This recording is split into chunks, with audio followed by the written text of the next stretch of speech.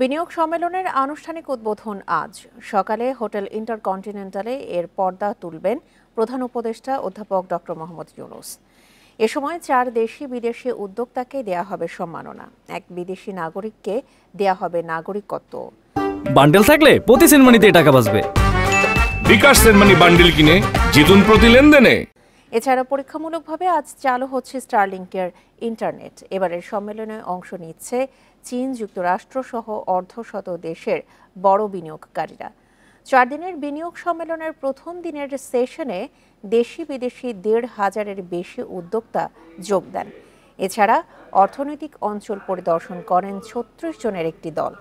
সম্মেলনের দ্বিতীয় দিন মহাকাশ গবেষণা সংস্থা নাসার সাথে নন মিলিটারি স্পেস এক্সপ্লোরেশন চুক্তি সই করেছে বাংলাদেশ। 4 দিনের সম্মেলনের পর্দা নামছে বৃহস্পতিবার।